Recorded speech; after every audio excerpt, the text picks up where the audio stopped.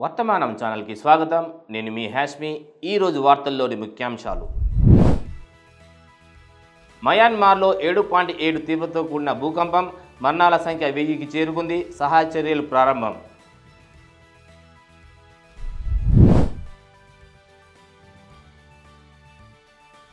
పేదల ఆకలి తీరుస్తూ రాష్ట్రంలో సన్నబియ్యం పథకం అమలు.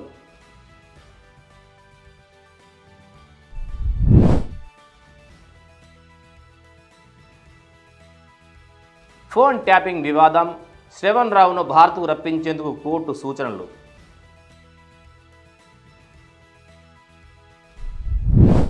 మయన్మార్లో శుక్రవారం మధ్యాహ్నం 7.7 తీవ్రతతో కూడిన భూమి కంపనం మండలే సమీపంలో సంభవించింది.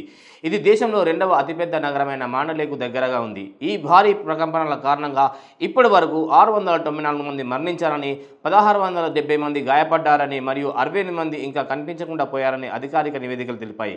అనేక భవనాలు కూలిపోయాయి, రహదారులు వక్రీకరించబడ్డాయి, మరికొంతమంది నిర్మాణ కార్మికులు మిస్సింగ్ అయ్యారు. ఇది సహాయ చర్యలకు మరింత కష్టతరం చేస్తుంది. ప్రస్తుతం మయన్మార్ ఒక తీవ్రమైన పౌర యుద్ధంలో ఉంది. ఇది దేశంలో ఉన్న మానవతా సంక్షోభాన్ని మరింత పెంచుతుంది.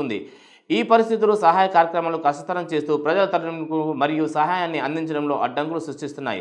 భూమి కంపనం తర్వాత చైనా, రష్యా మరియు భారతదేశం వంటి దేశాలు తమ సహాయక బృందాలను పంపాయి. చైనాకు చెందిన యువాన్ ప్రావిన్స్ నుండి 38 మంది సభ్యుల బృందం యాంగోన్కు చేరుకుంది. అలాగే రష్యా నుండి 120 మంది రక్షణ కార్మికులు పంపింది. భారతదేశం కూడా తన శోధన మరియు రక్షణ బృందాన్ని పంపింది.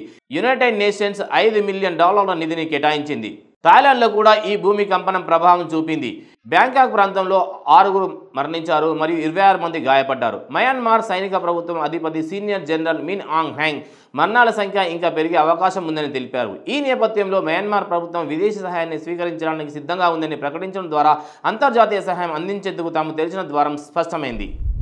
తెలంగాణ సీఎం హుజూర్ నగర్ నుంచి మార్చి 30న సన్నబియ్యం పథకాన్ని ప్రారంభించనున్నారు. తెలంగాణ పౌర సరఫరాల మంత్రి ఉత్తమ్ కుమార్ రెడ్డి వెల్లడించిన వివరాల ప్రకారం ప్రస్తుతం రాష్ట్ర వ్యాప్తంగా 90 లక్షల రేషన్ కార్డులు ఆధారంగా 2.84 కోట్ల మంది లబ్ధిదారులు ఏప్రిల్ 1 నుంచి ఉచిత సన్నపుండి బియ్యం పొందనున్నారు. హైదరాబాద్ శుక్రవారం మీడియాతో మాట్లాడుతూ మంత్రి ఉత్తమ్ కుమార్ రెడ్డి తెలిపారు. ఈ పథకాన్ని ముఖ్యమంత్రి రేవంత్ రెడ్డి హుజూర్ నగర్లో మార్చి 30న ఉగాది పర్వదినం సందర్భంగా సాయంత్రం 5 గంటలకు జరిగే సభలో అధికారంగా ప్రారంభించనున్నారు. తెలంగాణ జనాభాలో 80 నుంచి 84% మంది లబ్ధిదారులు తమ రేషన్ కార్డుల ద్వారా ఒక్కో వ్యక్తికి 6 కిలోల సన్న బియ్యం పొందనున్నారు. దేశవ్యాప్తంగా ఇలాంటి పథకం ఇదే మొదటినని పేర్కొన్న మంత్రి, ఇది పేదరిక దిగువనున్న ప్రతి ఒక్కరికి జీవితాన్ని ప్రభావితం చేసే అరుదైన పథకాలకు ఒకటిగా అభివర్ణించారు. ప్రస్తుతం 2.84 కోట్ల లబ్ధిదారులు రేషన్ కార్డుల ద్వారా ఉచితంగా సన్న బియ్యం పొందే అవకాశం ఉంది. అదనంగా 30 లక్షల కొత్త రేషన్ కార్డులు మంజూరు చేయనున్న ప్రభుత్వం వీటి ద్వారా మొత్తం రేషన్ కార్డుల సంఖ్య సుమారు 1 కోటికి చేరుకుంటుంది. దాంతో 3.1 కోట్ల మందికి ప్రజలు లబ్ధి పొందనున్నారు. తెలంగాణ ఫోన్ ట్యాపింగ్ కేసులో ఎస్టీఐ మీడియా సంస్థ మేనేజింగ్ డైరెక్టర్ అర్వెల్ శ్రవణ్ రావుకు నోటీసులు జారీ చేసింది. ఆయనను మార్చి 20న విచారణకు హాజరు కావాలని ఆదేశించారు. నోటీసులు మార్చి 20న కుటుంబానికి అందజేశారు. కేసు గత ఏడాది మార్చిలో పంజాగుట్ట పోలీస్ స్టేషన్లో నమోదు కాగా శ్రవణ్ రావు లండన్, అమెరికాకు పారిపోయారు. ఆయన్ను పట్టుకునేందుకు రెడ్ కార్నర్ నోటీసులు జారీ చేయడంతో ముందస్తు బెయిల్ కోసం సుప్రీంకోర్టును ఆశ్రయించారు. సుప్రీంకోర్టు తాత్కాలిక రక్షణ మంజూరు చేస్తూ విచారణలో తప్పనిసరిగా సహకరించాలని ఆదేశించింది. జస్టిస్ బివి నాగదత్త, జస్టిస్ సత్యచంద్ర శర్మల ధర్మాసనం ఈ తీర్పును వెల్లడించింది.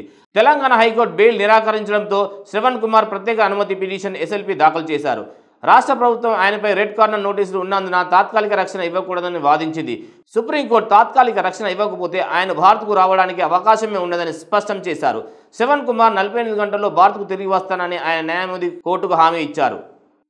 ఈ వార్తలు ఇంతటితో సమాప్తం. వర్తమాన ఛానల్ని లైక్ చేయండి, షేర్ చేయండి, సబ్స్క్రైబ్ చేయండి.